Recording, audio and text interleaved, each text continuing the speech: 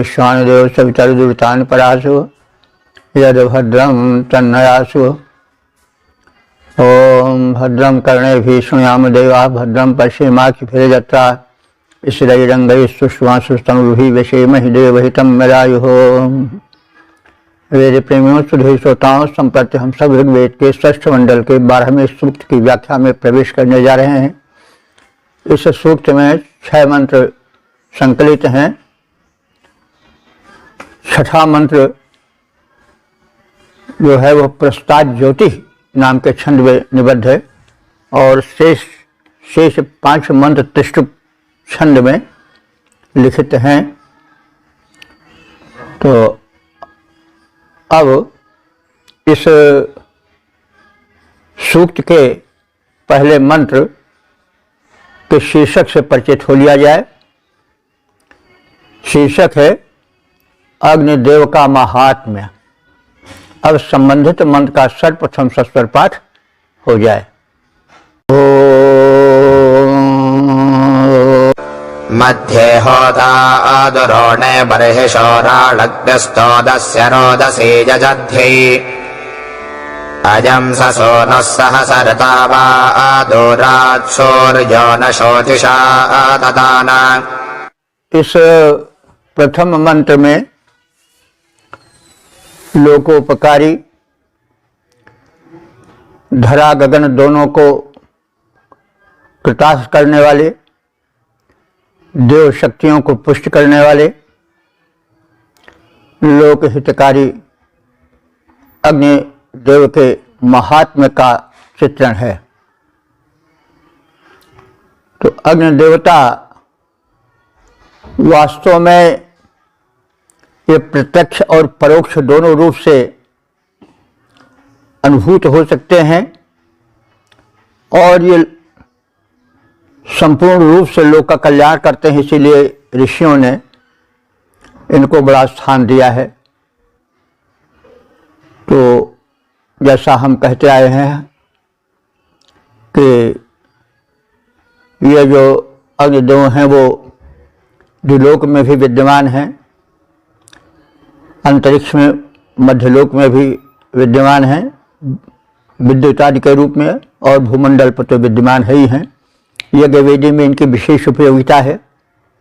आहुति डाली जाती है तो उससे प्रकाश फैलता है, उससे नवजीवन फैलता है, आरोग्य शक्ति फैलती है, स्वास्थ्य के अवयव पुष्ट होते हैं आदि आदि। तो यूँ ही नहीं है कि ऐसे अग्नि अग्नि कह के, मतलब अग्नि की महत्ता इतनी है कि जितना कहा जाए सब थोड़ा ही है और अग्नि ही सब कुछ है। प्रकाश देता है, यक्षाग्नि बनकर भोजन को पचाता है, भोजन को उत्पन्न करने में भी, वनस्पतियों को बढ़ाने में भी, पकाने में भी अग्नि का ही हाथ रहता है। तो अग्नि के अनंत उपकार हैं। वो वनों को जलाता है तो भी लाभ होता है, उसमें हिंसक पलने वाले पशु नष्ट होते हैं, साथ साथ कृषि आज के लिए भूमि तैयार हो जाती है। ये तब का वातावरण है जबकि चारों भूमि वनाच्छादित थी। तो इन्हीं सब दृष्टिकोणों से मंत्र को देखा गया है। तो अग्नि को प्रथम होता बताया गया है। होता माने देवों को बुलाने वाले। तो दिव्य शक्तियां जो हैं वो अग्नि से पोषित होती हैं, सूक्ष्म रूप से अग्नि द्वारा आकर्षित होकर के उनके द्वारा बुलाई जा करके वो यजमान के यज्ञ भूमि पर आती हैं और लोक कल्याण करती हैं। तो होता हे देवों को बुलाने वाले, आवाहक अग्नि देवता। वर्हिषः राठ,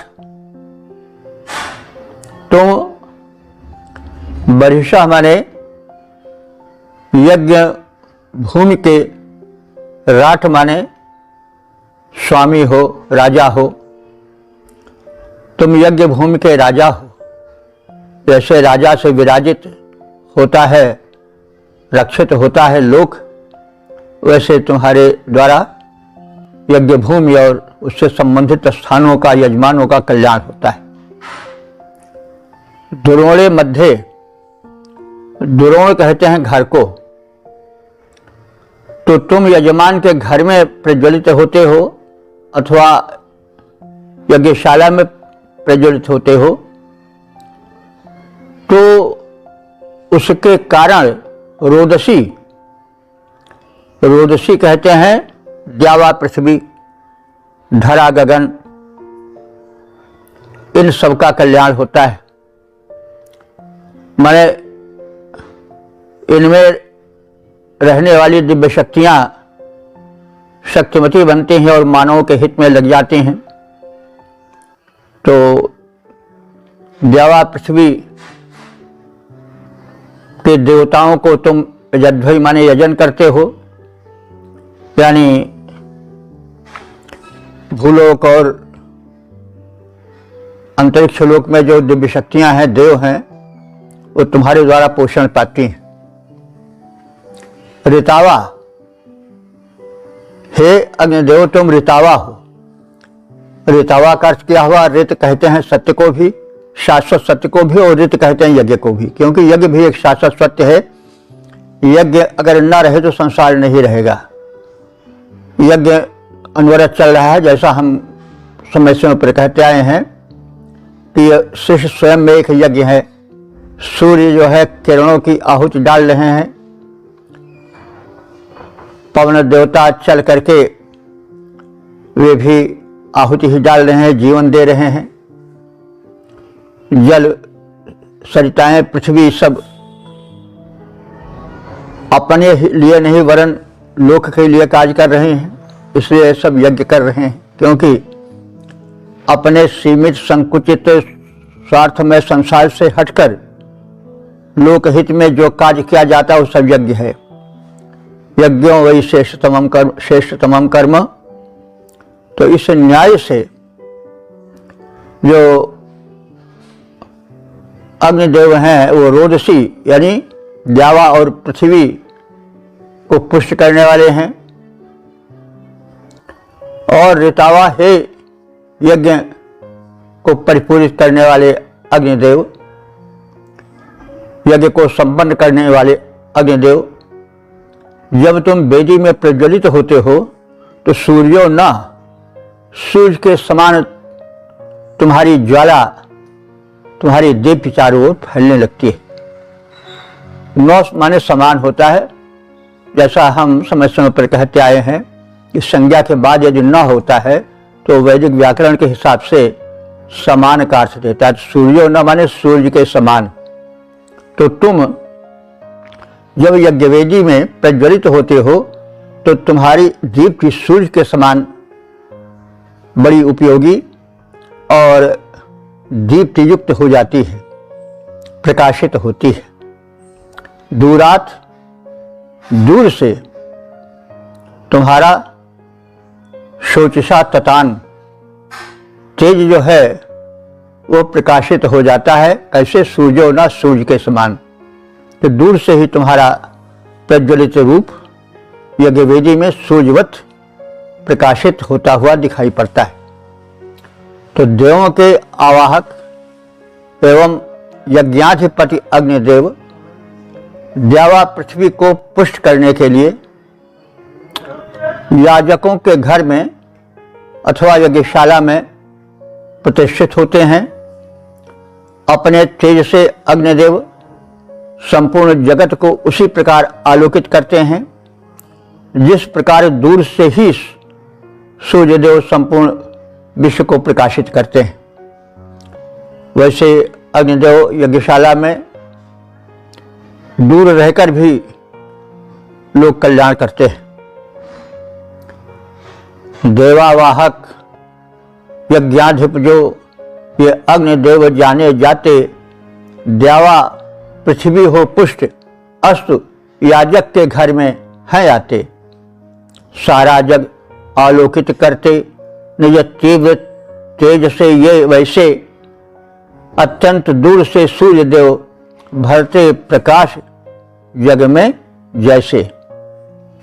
ओम वेद प्रेमियों, सुधीर श्रोताओं, संप्रति हम सब ऋग्वेद के 6ठ मंडल के 12वें सूक्त के दूसरे मंत्र की व्याख्या में प्रवेश करने जा रहे हैं। मंत्र दृष्टा ऋषि, बारहस्पति भारद्वाज, छंद त्रिष्टुप, देवता अग्नि और शीर्षक है देवों तक हव्य पहुंचाने की प्रार्थना। अब संबंधित मंत्र का सर्वप्रथम सस्वर पाठ हो जाए। राजस्मिन् त्वे स्वपाके जजत्रयक्षत्राजन् सर्वता ते भनुद्यौः त्रिशधस्थस्तदरुषो न जम्हो हव्यामघानि मानुषा जजध्ये। इस दूसरे मंत्र में अग्निदेव से देवों तक हविष्यान्न पहुंचाने का संदेश है, तदर्थ प्रार्थना है। यजत्र राजन, यजत्र माने यजनीय, पूजनीय, राजन नृपवत सुशोभन। हे अग्निदेव, हे अग्नि, तुम यजत्र राजन, तुम यजनीय हो, पूजनीय हो और नृपवत सुशोभन हो। अपाके च यस्मिन, अपाके माने बुद्धिमान, तुझ बुद्धिमान अग्नि में हम यजमान यक्षत माने हवन प्रक्षेपण करते हैं, तो हमारे इस आहुति को तुम देवताओं तक पहुंचा दो। कैसे? जैसे सूर्य लोक में सर्वत्र अपनी किरणें, अपने प्रकाश फैला देता है, तो त्रिशधस्थः ततरुषान ततरुषः न, तीनों लोकों को अपने प्रकाश से कृतार्थ करने वाले सूर्य की तरह, जैसे सूर्य अपने प्रकाशक किरणों को चारों ओर फैला देता है, वैसे तुम देवताओं तक हमारे हव्य भाग को पहुंचा दो। मघानी माने हम तुम्हें अपने हविष्यान रूपी मघ को, मघ माने धन, मघ माने धन होता है, तो मघान माने धनों को, तो हम अपने हविष्यान रूपी धनों को, पुरोडाश आदि को जो है वो यजध्यै माने यज्ञ करके देवों के यजन हेतु, पूजन हेतु उसे पहुंचाने वाले हैं, पहुंचाना चाहते हैं। और तदर्थ हम तुमसे प्रार्थना करते हैं कि उसे जंघा, जंघा माने शीघ्रातिशीघ्र ले जाने वाले हो जाओ, यानी देवों तक शीघ्र शीघ्र हमारे द्वारा समर्पित जो हमारा आहुति का धन है उसे देवों तक शीघ्रातिशीघ्र पहुंचा दो।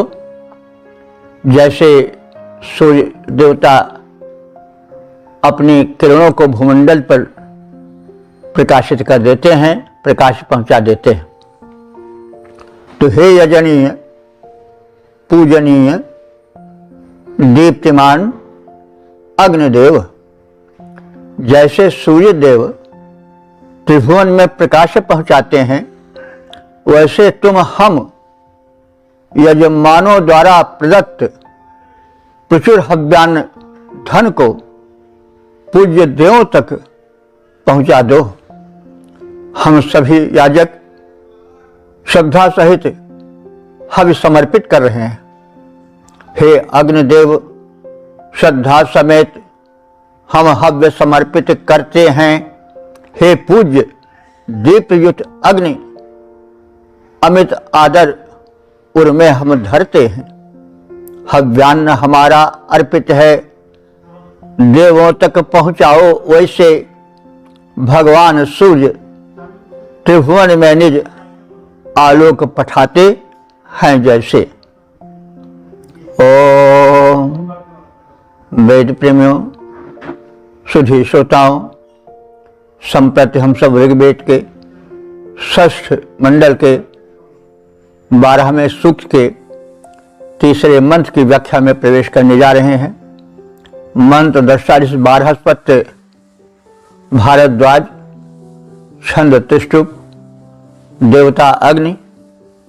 शीर्षक है अग्नि की महत्ता और लोक मंगल की कामना।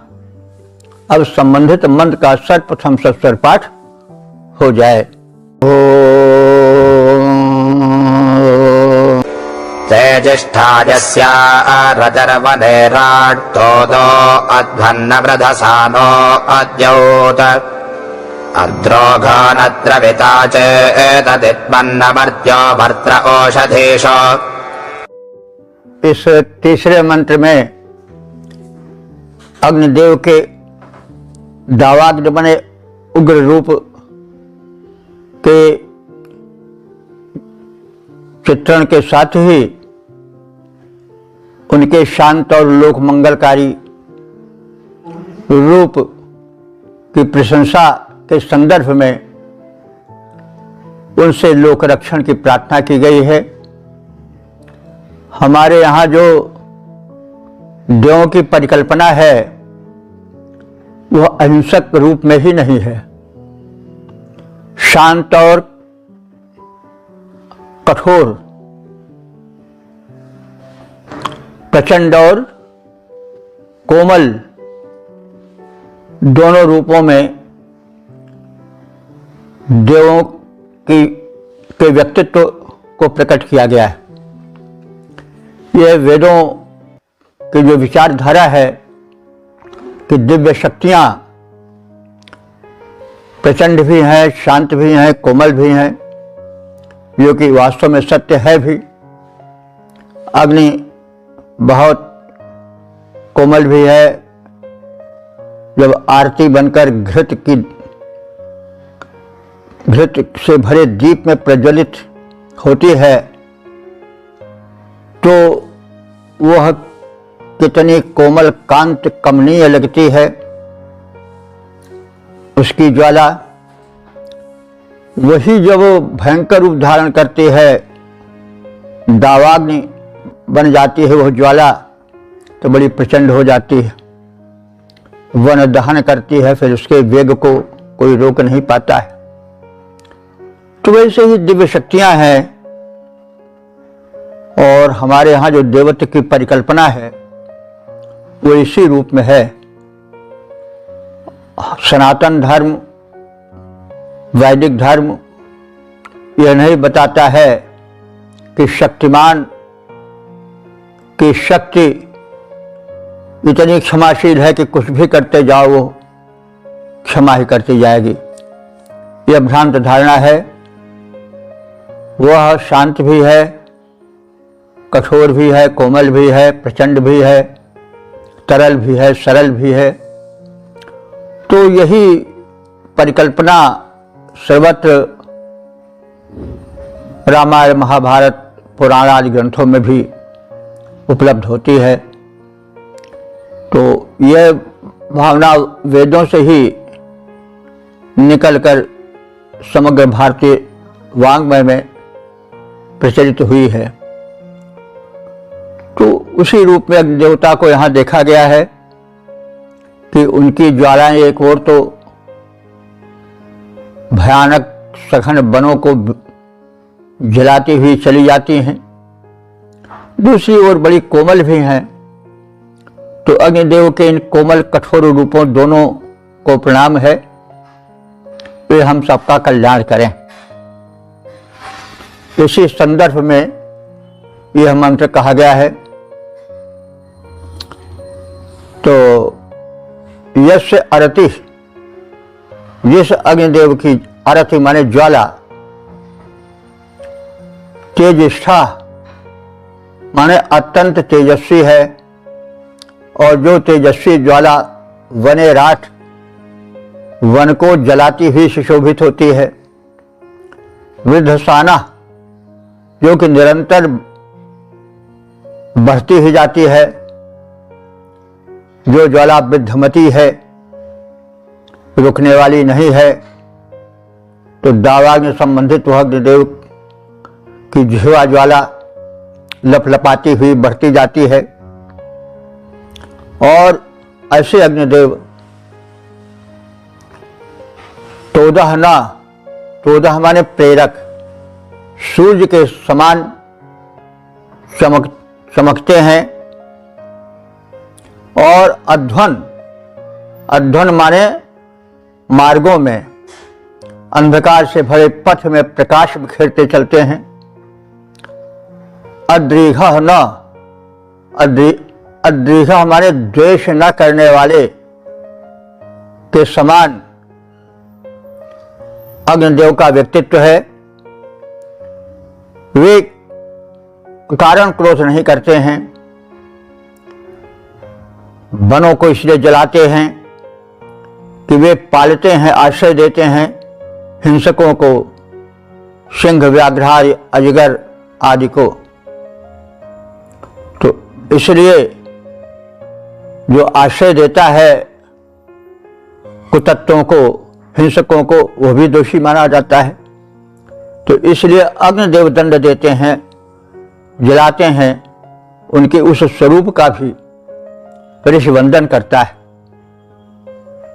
और उस युग में जब वनों का प्रसार बहुत अधिक था, मनुष्य अल्पसंख्यक थे, तो वनों में आग लग जाए, वन ज्यादा से ज्यादा जल जाए, तो मनुष्य को सुकून महसूस होता था कि बिना काटे चलो मिल गया मैदान, उसमें हम अपना प्रचार प्रसार करें। तो इसलिए दावानल के रूप को यहाँ भय से भरा या लोक का अपकारी रूप नहीं माना गया है, कल्याणकारी रूप माना गया है। उसमें सौंदर्य का दर्शन किया गया है। तो वे अग्निदेव जो कि अद्योत दावानल रूप में प्रकाशित होते हैं, जो अद्रीघा न, जो द्रोह न करने वाले के समान है, यानी किसी से द्रोह नहीं करते हैं, लोग कल्याण के लिए कार्य करते हैं। अमर्त्यः, जो कि अमर हैं, औषधीषु, वनस्पतियों में जो जीवन भरते हैं। तमन चेतति, अपने प्रकाश से सबको प्रकाशित करते हैं। तो ऐसे अग्निदेव का वंदन है, अभिनंदन है। प्रदीप्त अग्नि सूर्य के समान आभा विस्तार करते हैं। वे सर्वव्यापी हैं। दावाग्नि बनकर अति प्रदीप्त लपटों से वन में वे प्रज्वलित हो जाते हैं। ऐसे अमर, द्रोह रहित, अदम्य अग्निदेव सभी का कल्याण करें और समस्त लोगों को प्रकाशित करें। संसार उनसे प्रकाश पावे, संरक्षण पावे। सर्वत्र व्याप्त जब अग्निदेव दावानल बनकर आते हैं, सर्वत्र व्याप्त जब अग्निदेव दावानल बनकर आते हैं, रवि के समान ही प्रखर तेज प्रज्वलित हुए फैलाते हैं।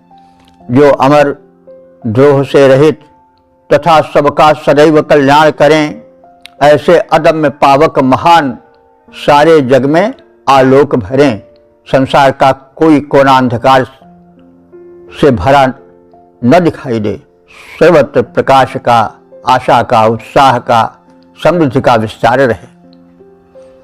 ओम वेद प्रेमियों, सुधी श्रोताओं, संप्रति हम सब ऋग्वेद के 6ठ मंडल के 12वें सूक्त के 4थे मंत्र की व्याख्या में प्रवेश करने जा रहे हैं।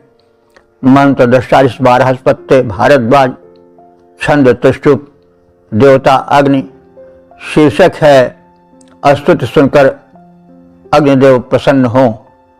अब संबंधित मंत्र का सर्वप्रथम सस्वर पाठ हो जाए। ओम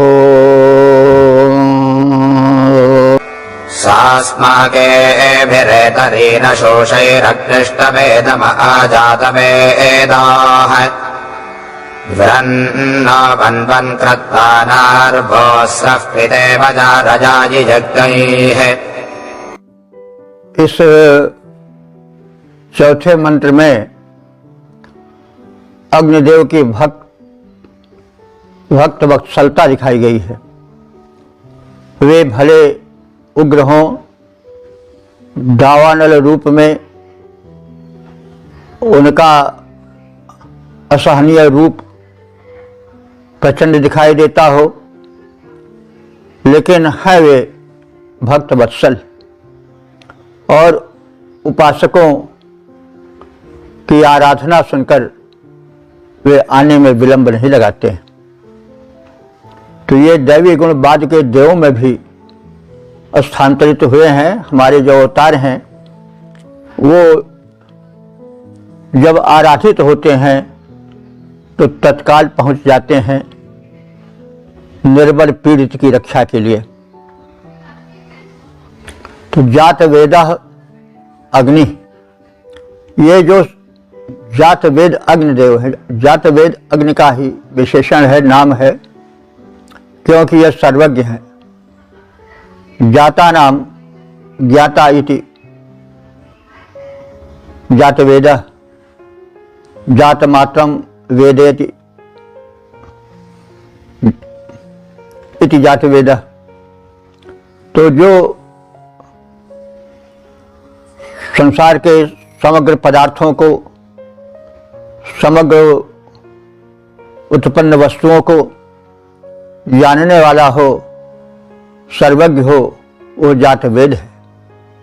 और अग्नि सर्वज्ञ हैं, सर्वत्र व्याप्त हैं, आकाश में सूर्य बनकर, अंतरिक्ष में विद्युत बनकर, भूलोक में प्राणियों के शरीर में ताप बनकर, जसाग्य बनकर, और भिन्न भिन्न न जाने कितने रूपों में अग्निदेव की व्याप्ति है।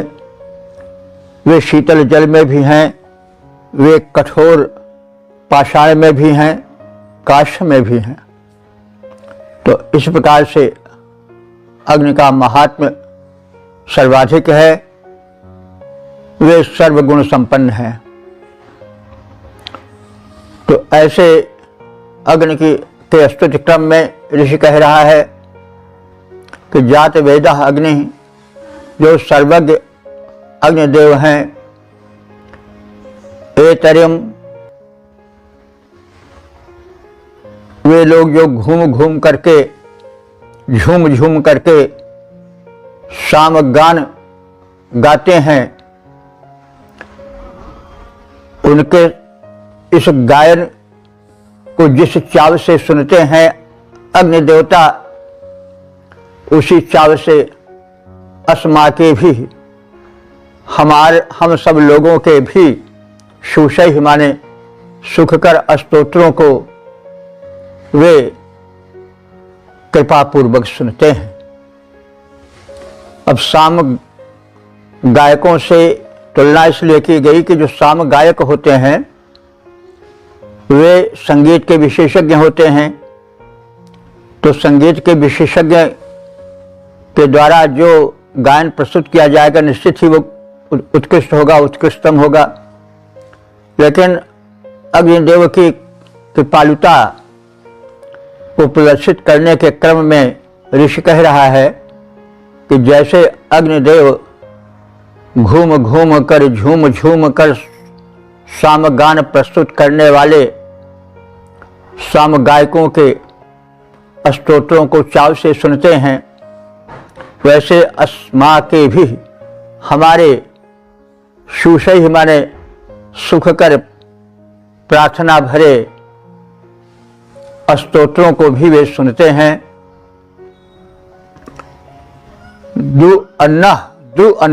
द्रुअन्ना माने द्रुमों को, वृक्षों को खाने वाले, यानी वो अर्धधातु से अन्न बना है नहीं। तो अग्निदेव जो है द्रुअन्ना, द्रु माने द्रुम, कि अन्ना माने भक्षक हैं, खाने वाले हैं, आहार करने वाले हैं। तो वृक्षों का आहार करने वाले अग्निदेव वनवन माने वनों को भी खा जाते हैं और वहां भी आश्रय लेते हैं। कृत्वा यानी यज्ञ को संपादन करने वाले अग्निदेव बुलाने पर आवाहकों के समक्ष वैसे ही दौड़े आते हैं जैसे अरवा कहते हैं अश्व को। जब पुकारने वाला अग्निदेव की पुकार करता है, टेर लगाता है, तो वे आने में विलंब नहीं करते हैं और अरवा ना गतिशील गतिमान अरवा के भांति यानी अश्व की भांति वे आवाहक के पास पहुंच जाते हैं। उसरा पिता, उसर कहते हैं बछड़े को, बैल को। तो बछड़े का जो पिता है वो सांड या बैल है। तो जैसे बैल दौड़ा आता है गाय के संसर्ग के लिए, उसी गति से वे अग्निदेव भी प्रार्थी भक्त के पास पहुंच जाते हैं। यज्ञ यार आई, और आकर वो यज्ञ ही माने यज्ञ करने वालों याजकों के द्वारा अपनी इस भक्त वत्सलता और पुकार सुनकर शीघ्र आने वाले गुण हेतु प्रशंसा पाते रहते हैं। ज्ञानी अग्निदेव यज्ञकर्ताओं साम गायकों द्वारा प्रस्तुत किए गए संगीत भरी स्तोत्रों से जैसे प्रसन्न होते हैं, वैसे हमारे द्वारा गाए गए उत्तम स्तोत्रों से भी वे प्रसन्न होते हैं। यजमान लोग वन वृक्षों के भस्मकर्ता और आवाहित होने पर अश्व की भांति, वृषभ की भांति बेरोक टोक दौड़कर आने वाले हैं। ऐसे अग्निदेव की स्तुति हम सब करते हैं। गायन से सामक गायकों के पावक प्रसन्न होते जैसे, गायन से सामक गायकों के पावक प्रसन्न होते जैसे, हम भक्तों के गायन से भी वे होते हैं प्रसन्न वैसे। भावों के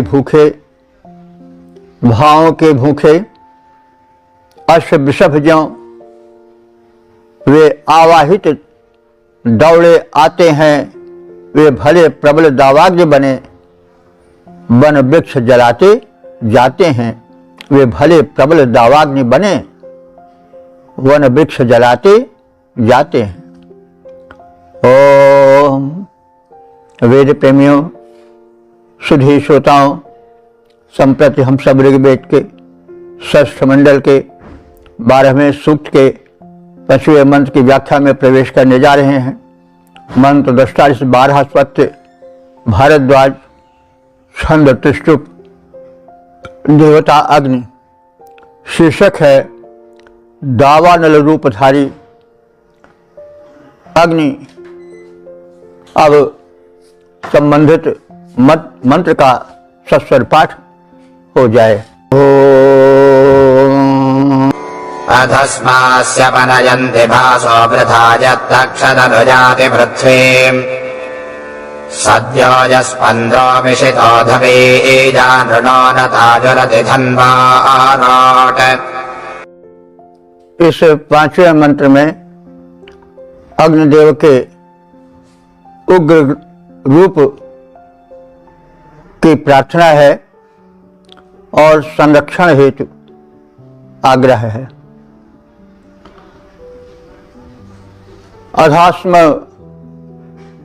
अधस्म माने इस लोक में लोग, अश्य माने इन अग्निदेव के भाषा भाषा माने भासमान, रूप को पनयंती माने प्रार्थित करते हैं, उसकी प्रार्थना करते हैं। इस लोक में जो अग्नि के उपासक हैं वो अग्नि के प्रकाशमान भासमान रूप की उपासना करते हैं और पनयंती उसका वर्णन करते हैं। यत जब जिस समय वृथा माने सहज ही अनायास ही वे अग्निदेव दावानल रूप में तक्षत वनों को तराशते चलते हैं। अब तक्ष माने तराशना होता है, तो अग्निदेव जब प्रचंड दावानल बने रहते हैं तो वे वनों को जलाते हुए चलते हैं।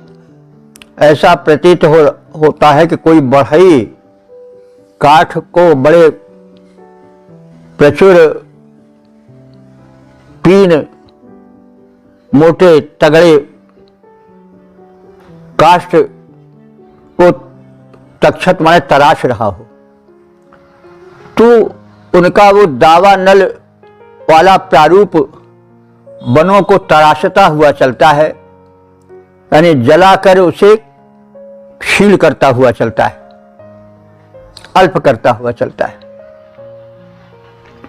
और उनका यह रूप पृथ्वी में अनुयात, पृथ्वी के वन वाले स्थल पर भ्रमण करता है, दौड़ता है।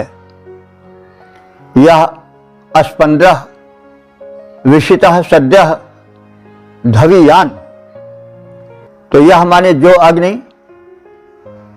स्पंद्रः माने स्वयं गतिमान है, स्पंदित हैं। स्पंद्रः माने गतिमान या स्पंदित, और जो विशितः माने अप्रतिहत गति वाले हैं, जिनकी गति को वेग को कोई रोक नहीं सकता है।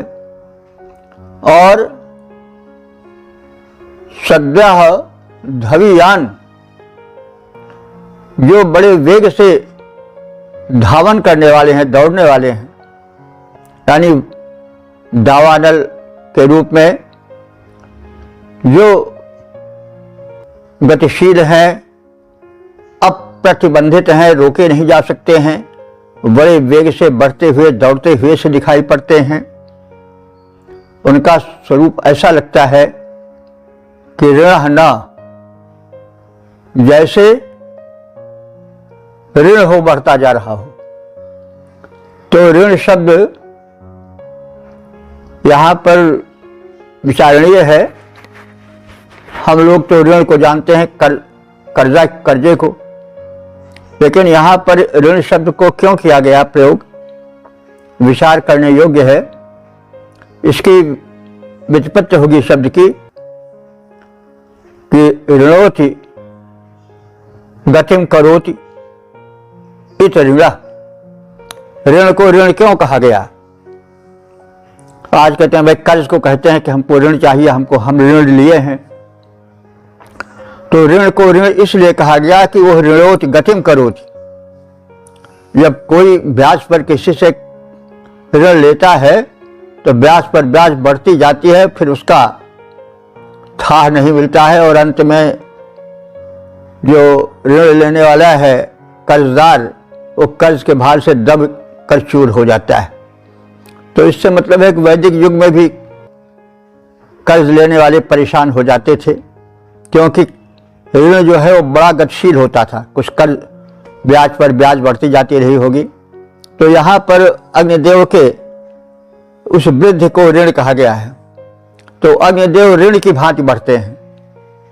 ऋणोति गतिम करोति ऋण, ऋण वो है जो ब्याज पर ब्याज लगने से बढ़ता जाता है, यानी वो वृद्ध सूचक है। तो ऐसे अग्निदेव जो है ऋण ना ऋण की तरह बढ़ने लगते हैं, और वे भूमंडल पर कैसे दौड़ते हुए दिखाई पड़ते हैं। तायु, तायु ना, तायु कहते हैं चोर को। अब तायु शब्द तो लोक में या लौकिक संस्कृत में नहीं हमने प्रचलित देखा है, स्तेन को भले देखा है, स्तेन, स्तेन माने चोर, स्तेन एव सह गीता में भी है, जो अपने ही लिए पकाता है खाता है वो अस्तेन एव, वो स्तेन है, यानी जो लोग कल्याण नहीं करता है और केवल अपने लिए धन संग्रह करता है उसको चोर कहा गया है, अस्तेन। तो अस्तेन शब्द तो चलता है, लेकिन तायु शब्द हमने नहीं देखा कि लौकिक संस्कृत में उसका प्रयोग हो। तमाम वैदिक शब्द लौकिक संस्कृत में लुप्त हो गए हैं, वैदिक संस्कृत में जीवित हैं, इसीलिए जरा वेदार्थ में कठिनता भी होती है, क्योंकि तमाम अप्रचलित शब्द हैं जो लौकिक संस्कृत में नहीं है। इसलिए लौकिक संस्कृत वाले जब व्याख्या करने लगते हैं वेद की तो तमाम कठिनाइयां आती हैं। तो अग्निदेव कैसे बढ़ते हैं? जैसे ऋण बढ़ता हो।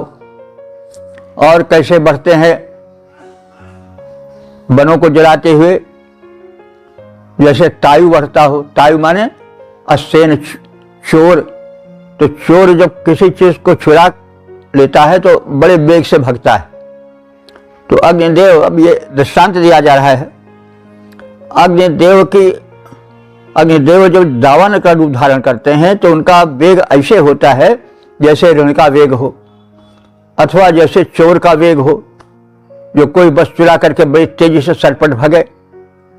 तो वैसे उसी रूप में अग्निदेव वनों को जलाते हुए आगे बढ़ते चले जा रहे हैं।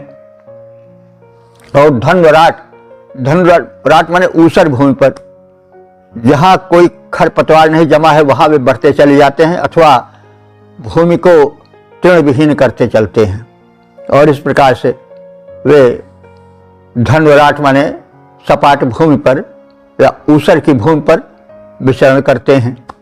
तो जब जल जाती बस तो वो मतलब ऊसर हो ही जाती है, यानी वनस्पति क्षीण हो जाती है। इस प्रकार से वो वनस्पति शून्य करते हुए भूमि पर आगे बढ़ते जाते हैं, वनों को जलाते हुए और भूमि को वनस्पति शून्य बनाते हुए वनाग्नि रूप में। तो जब अग्निदेव सहज ही वनों को जलाकर भू पर विचरण करते हैं तब वे अदम्य गति से भ्रमण करते दिखाई पड़ते हैं। तब उन अग्नि की अलौकिक आभा की स्तुति इस लोक में मनुष्य करते हैं। वह दौड़ते हुए चोर की भांति, ऋण की भांति भूमि पर बढ़ते ही जाते हैं, वन भूमि को जलाते ही जाते हैं और जलाते हुए सरपट बढ़ते चलते हैं और इस प्रकार से प्रकाशित होते चलते हैं। ऐसे अग्नि देव के प्रचंड रूप की वंदना है। जब अग्नि सहज वन वृक्ष जला निज उग्र रूप दिखलाते हैं, करते अदम्य गति से भू पर विचरण आभा फैलाते हैं। उस उग्र अलौकिक आभा का अव्याहत रूप दिखाता है। चोर समान भूमि पर चलता निज प्रकाश फैलाता है। जन समूह उसका वंदन तब करने में लग जाता है। अग्नि देवता की छवि से स्तोता गण सुख पाता है। ओम वेद प्रेमियों, सुधीर श्रोताओं, संप्रति हम सब ऋग्वेद के षष्ठ मंडल के 12वें सूक्त के 6ठे मंत्र की व्याख्या में प्रवेश करने जा रहे हैं। मंत्र दृष्टा इस बारहस्पत्य भारद्वाज, छंद पुरस्तात ज्योति और देवता अग्नि। शीर्षक है निंदकों से रक्षा और सुख समृद्धि, स्वस्थ संतान आदि की कामना। अब संबंधित मंत्र का सर्वप्रथम सस्वर पाठ हो जाए। सत्वन्ना अर्वन्निदाया विश्वेभिरग्ने अग्निभिर्धानः द्वेषिराजो विजासि दुच्छुनामदेम शतहिमाः सुवीराः। यह छठा मंत्र जो समापन का मंत्र है, इस समय अग्निदेव से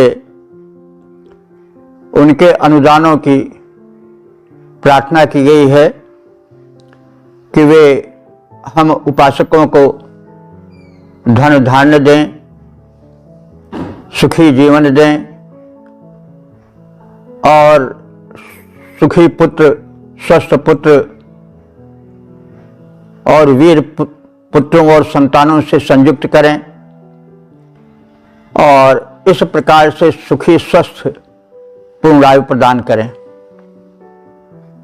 तो यह है अंतिम मंत्र है जिसमें प्रार्थना करने के पश्चात विशेष रूप से अपने जीवन को पूर्ण करने के लिए दिव्य शक्ति अग्नि से प्रार्थना की गई है।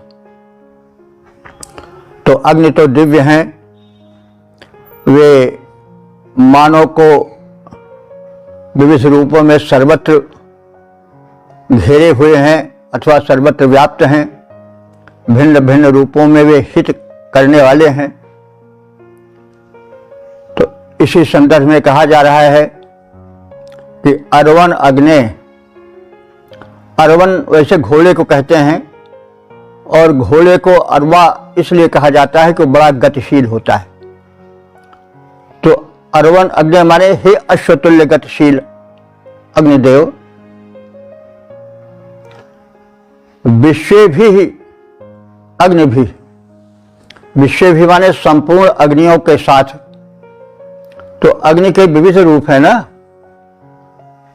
अग्नि सूर्य भी अग्नि रूप ही हैं, अंतरिक्ष में मेघों में जो विद्युत है वो भी अग्नि रूप है, धरती पर जो दावानल है वो भी अग्नि रूप है, प्राणियों के शरीर में जो जठराग्नि है वो भी अग्नि रूप है, जो ताप है, जो ज्वाला है, जो ऊर्जा है, जो चमक दमक है वो भी सब अग्नि ही है। तो ये सब अग्नियों के प्रारूप हैं और उसी को लक्ष्य करके कहा जा रहा है कि हे अग्निदेव, विश्व भी अग्नि भी, तुम समस्त अग्नियों की कोटियों प्रकारों के साथ हमारी रक्षा करो और उनके साथ हमारे जीवन में, हमारे यज्ञ में, हमारे पुण्य कार्य में पधारो ऊर्जा बन करके, और एक कार्य और विशिष्ट करो कि निदाया, निंदा से और निंदकों से हमको दूर रखो, क्योंकि भाई निंदक बड़े खतरनाक होते हैं, उनसे बचना बड़ा कठिन होता है, उनसे रक्षा हो जाए तो बड़ी भारी चीज है।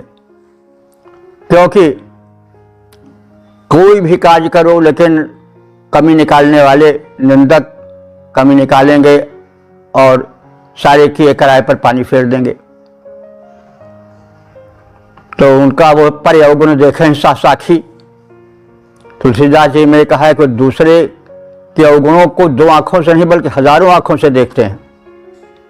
और परहित घृत जिनके मन माखी, दूसरे का घृत घृण्य बन जाए इसलिए वो मक्खी बन करके उससे कूद कर अपनी जान गंवा देंगे। पर अकाज लग तन पर हिरही, जिम हिम उपल किसी दल गरही, एक दूसरे के नुकसान हो जाए तो अपने प्राण देने में उनको संकोच नहीं होता। जैसे ओला जो है वो गिरता है, गिरकर धरती पर गल जाता है लेकिन फसल को चौपट कर देता है, आदि आदि रूप। तो निंदक बड़े भयंकर होते हैं, उनसे कुछ भी करो लेकिन वे निंदा करने से, हीनता की भावना भरने से और शुभ कार्य करने के लिए अनुत्साहित करने में कोई कसर नहीं रखेंगे। कहा भी गया है कि मौन गहे मूक कम कहे बेवकूफ पुनि, कहे बहु कहे बक्की झक्की और लबा रहे, पास रहे ढीठ दूर रहे भय भीत गने, तीत भने दुष्ट मीठ भने चाटुकार हैं। वेश को बनाए कवि दीप बहु व्यंग सहो, गूदड़ी में रहो कहे गंदो यो गंवा रहे, याते इन निंदकों से में जीवन निभावे तो नर को कहे को नारायण को पहाड़ है। भगवान राम के चरित्र में भी निंदकों ने कमी ढूंढ ही ली। तो भाई इनसे बचना बड़ा कठिन होता है, तो इनसे भगवान ने बचावे। तो ऋषि भी परेशान थे इनसे, इसलिए वो यहाँ कह रहे हैं कि आप अपने समस्त शक्तियों के साथ पधारो और इन निंदकों से हमारी रक्षा करो। राय माने धन, धान्य हमें प्रदान करो। वेश माने प्रदान करो। दक्षिणा व्यास, जो दुष्ट शत्रु सैन्य है उसको व्यास माने दूर भगा दो। हमसे शत्रु तरह तरह के होते हैं जिनका कथन हम करते आए हैं, जो हमारे प्रगति मार्ग में बाधक हो, जो हमें अकारण कष्ट पहुंचावे, वो हमारा सब शत्रु ही है। रोग, शोक, दोष, दारिद्र्य, दुख, ये सब शत्रु हैं। आलस्य भी शत्रु है। आलस्य मनुष्याणाम शरीरस्थो महान रिपु। कुटेव पड़ गई, बुरी आदत पड़ गई, शराब की नशाखोरी की, तो वो तो और शत्रु है। वो धन धान्य सब लूट लेता है, तो रोग शोक सब शत्रु ही हैं। तो कहने का मतलब शत्रु दलों से हमारी रक्षा करो। उनकी सैन्य है, सेना है, थोड़े नहीं है, बलशाली हैं, उनसे हमारी रक्षा करो। और हे अग्निदेव सुवीरा, हमको श्रेष्ठ वीर संतानें दो, पुत्र पौत्रादि दो। शत हिमा मदेम, और इस प्रकार से सुखी संपन्न समृद्ध स्वस्थ जीवन के साथ हम शत हिमा माने 100 हेमंतों तक, 100 वर्ष तक की पूर्णायु प्राप्त करें और सानंद प्राप्त करें। तो हे शत्रुनाशक अग्निदेव, तुम अपने विविध रूपों में प्रकट होते रहो। तुम निंदकों से हमारी रक्षा करते रहो। हमें सुख समृद्धि प्रदान करते रहो। हम वीर पुत्र पौत्रादिकों से युक्त होकर शत्रु सेना का संहार करें, शत्रु मुक्त जीवन बिताएं और 100 हेमंतों तक यानी 100 वर्ष तक सुखपूर्वक स्वस्थ जीवन यापन करें, ऐसी आपसे प्रार्थना है। हे शत्रु विनाशक अग्निदेव, हे शत्रु विनाशक अग्निदेव, तुम विविध रूपधारी महान, निंदा से रक्षा करो और दो हमें प्रचुर संपत्ति दान। हो वीर हमारी संतानें, हो वीर हमारी संतानें, जो बढ़कर असंहार करें, 100 वर्षों की पूर्णायु प्राप्त हो, हम सानंद विहार करें। ओम। इस प्रकार से हमने ऋग्वेद के 6ठे मंडल के 12वें सूक्त के 6 मंत्रों की व्याख्या से संक्षिप्त परिचय प्राप्त किया। अब तक ले जो मंत्र व्याख्यायित हो चुके हैं उनकी संख्या हो चुकी है 4462। अब इस सूक्त के संक्षिप्त सार से परिचय प्राप्त करें। अग्निदेव के जगत हितैषी रूप का प्रकाशन इस सूक्त में किया गया है। अग्निदेव जगत हितैषी हैं। अग्निदेव यदि न रहें तो संसार में अस्तित्व नहीं रहेगा। अग्निदेव का रूप व्यापक है। वे हमारे शरीर में जठराग्नि बनकर, ताप बनकर, जीवन रक्षिका शक्ति बनकर विद्यमान है। नेत्रों में ज्योति बनकर विद्यमान है। हमारे घरों में वे प्रकाश फैलाने वाले रूप में विद्यमान हैं। वे हमारे यज्ञ वेदी में आकर के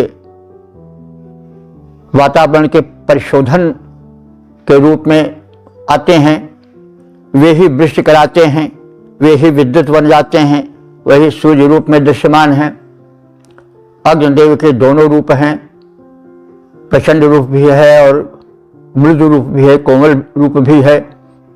वे हमारे घर में यज्ञाग्नि बन करके मंगल अवसरों पर दीप की आरती बनकर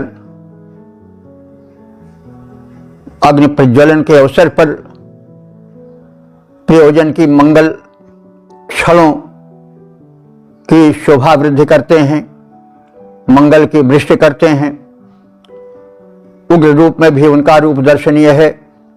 दावानल के समय उनका विशेष रूप यह दिखाई पड़ता है और मंत्रों में दावानल के रूप का स्वागत करता हुआ दिखाई पड़ता है। आजकल तो कहीं दावाग्नि जलती है तो चारों ओर हाहाकार फैल जाता है, लेकिन आज के युग से उस युग में फर्क था, अंतर है।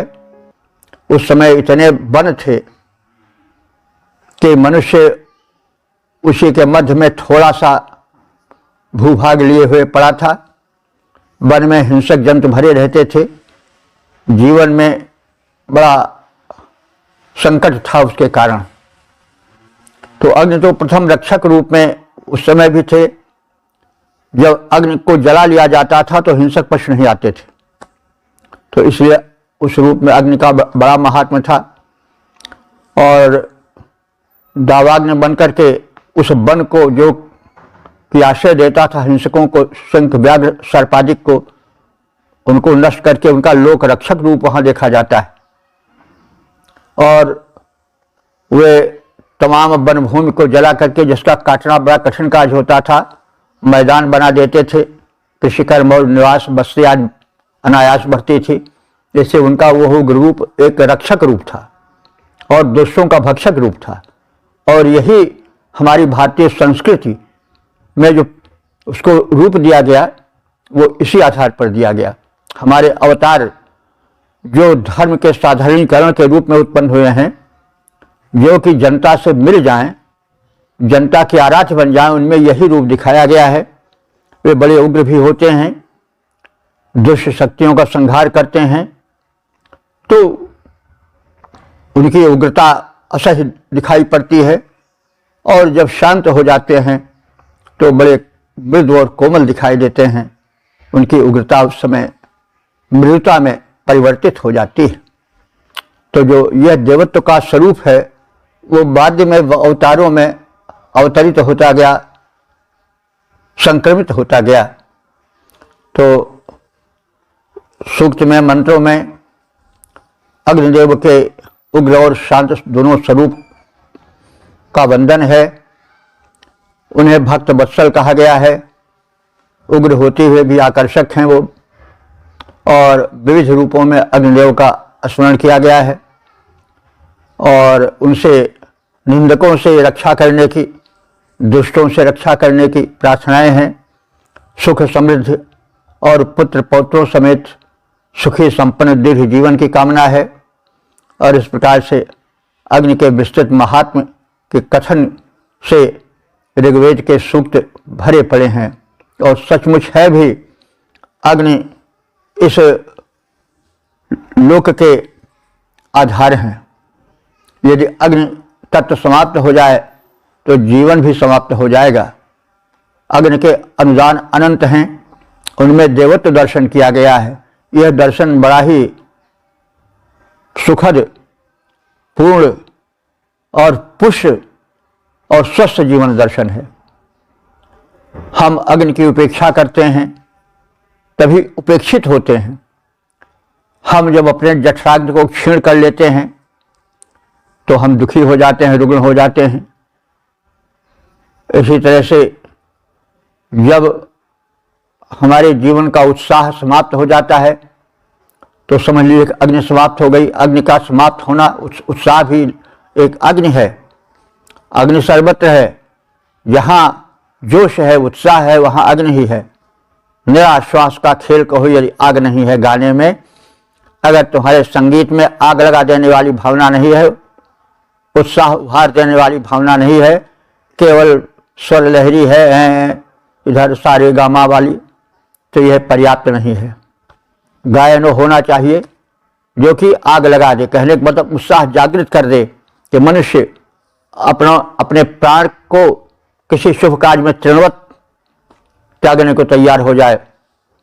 सरफरोशी की तमन्ना अब हमारे दिल में है, देखना अब जोर कितना बाजुए कातिल में है।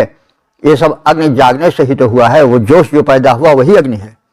तो उस समय फांसी के फंदे पर वीर संग्राम सेनानी, स्वतंत्रता संग्राम सेनानी लटक गए और कहा कि मतलब अब कुछ नहीं, अब सरफरोशी की तमन्ना अब हमारे दिल में है, देखना अब जोर कितना बाजुए कातिल में है। तो ये कहने का मतलब ये अग्नि ही का गुण है, सूक्ष्म रूप में, कहीं प्रकट रूप में, कहीं स्थूल रूप में अग्नि की ही महत्ता दिखाई पड़ती है। तो अंत में सुखी संपन्न स्वस्थ पुत्र पौत्रारिकों, सुखी संतानों, वीर संतानों से युक्त जीवन की प्रार्थना की गई है और दीर्घायु स्वस्थ आयु की कामना की गई है। इस प्रकार से यह वेद लोक मंगल विधायक प्रारूप को प्रकट करता है स्थान स्थान पर, जो कि मानव मात्र के लिए कल्याण का सोपान है। इसलिए वेद का प्रचार प्रसार पावन कर्म है। प्रार्थना है कि स्थान स्थान पर समाज में वैदिक मंडल स्थापित हों और वेदों का प्रचार प्रसार हो, उसका गायन हो। तो यह हम एक अपना क्षुद्र प्रयास कर रहे हैं। आशा करेंगे प्रार्थना पूर्वक कि आप सब इसमें यहाँ तक हो सके सहयोग प्रदान करें। हमारे साथ उपकार होगा, लोक के साथ उपकार होगा और साक्षात परमात्मा की वाणी वेद भावना के साथ उपकार ही कहेंगे हम, होगा। कर्तव्य निर्वाह के साथ साथ लोकोपकार होगा।